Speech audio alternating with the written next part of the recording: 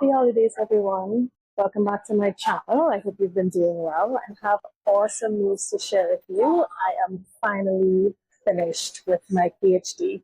I graduated about 4 months ago, and I just want to thank all of my supporters and viewers for watching me over the years, for commenting and encouraging me on this 6-year journey. In terms of the initial motivation for me pursuing this PhD, really stemmed from not having that independence. So for example, I was working in a national lab and I felt like only the postdocs, those who had their PhDs, were the ones making the critical decisions. Also, I was very curious scientifically about how we can use up and coming technology like machine learning or artificial intelligence to help healthcare in some positive way. And I felt like throughout school, you're not really developing anything new. You're really just doing homework, trying to pass your exams. So I wanted to be able to be in control of a project and see it through till the end, something that I was very interested in. I knew that starting off the journey would be a long road ahead, and I needed to have the passion behind the project and also the self-motivation to continue. So one of the major challenges I had was finding a good match for my PhD advisor. And one of the major downfalls is not having funding coming in. So it's really dependent on which professors have money or funding depending on their projects. Additionally, I felt like there was no rules set out for PhD students. For example, when do we start our first paper? When are our results good enough? And I was always waiting on my advisor initially to begin the process. But over time, I realized that I am the one in charge of my PhD journey. So I need to drive all the decision makings, and of course, hopefully it's backed up by my advisor. I don't think any PhD student is prepared for the level of burnout that they might face. So you have to understand that you have to take things easy and take it slow because it's a very long journey. It's like a marathon. You don't start off sprinting at the beginning, right? You take it nice and easy so that you can last the long haul. So there's going to be a lot of drafts, a lot of repetition, a lot of redos, right? And you have to go in with that mindset, knowing that you're going to overcome these and you're going to keep learning and growing, regardless of how many times it takes. Coming down to the end of it, the thesis writing part was a bit difficult for me. I felt like it was easier to write the thesis once I had all the manuscripts prepared or at least nearly finished.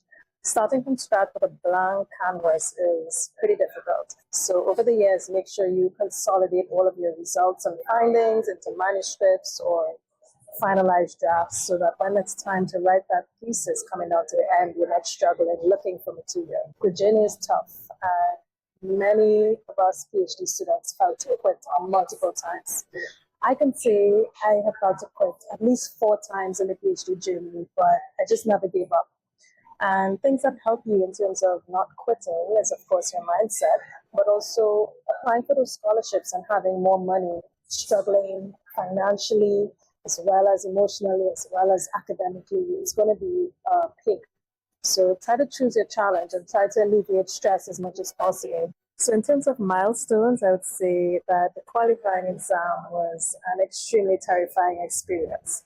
But once I overcame that and I passed the exam, I felt like nothing was really hard after that. Just know that once you get over that hurdle, things are likely coming downhill and will be much easier for you. And I was able to just recruit other friends and students from my department to get 20 healthy young adults for my experiments. So just make sure and leverage your network to simplify your PhD.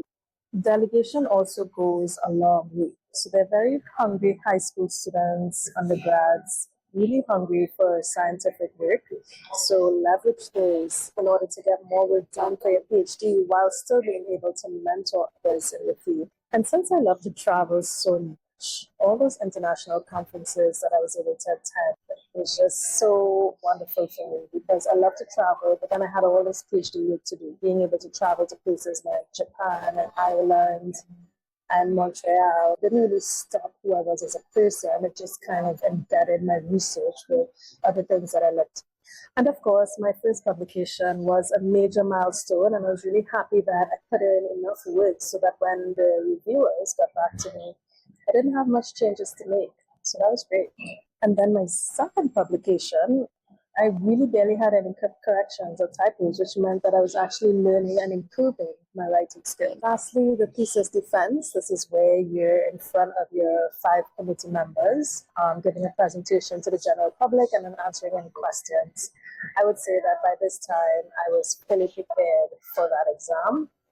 So coming down to the end, it's really a breeze. You're going to learn a lot over the journey of your PhD. So just take it in strides and just keep chugging down to the end. So I would advise writing your acknowledgments section of your thesis throughout your PhD so you don't forget anyone. Coming on to the last few months, grinding out that dissertation, it's going to be hard to remember everyone who you want to thank and give a good proper reason why. My journey was 6 years. Other people's journey were 3 to 10 years of the PhD. So having a balanced lifestyle is very important. Save those 2 days on the weekend or whatever flexible schedule you have. Save those 2 days to do things that you love to do to make sure that your life is balanced during the PhD. Don't be doing PhD Monday to Sunday every week. That is not a good recipe. Lastly, I just want to say network. It's so important. It's not only important for people interested in industry, but also academia. You never know who in your network can help you cross the next bridge. So, to conclude, please subscribe, comment, like this video. Follow me on my journey post PhD as Dr. Taniel Winner.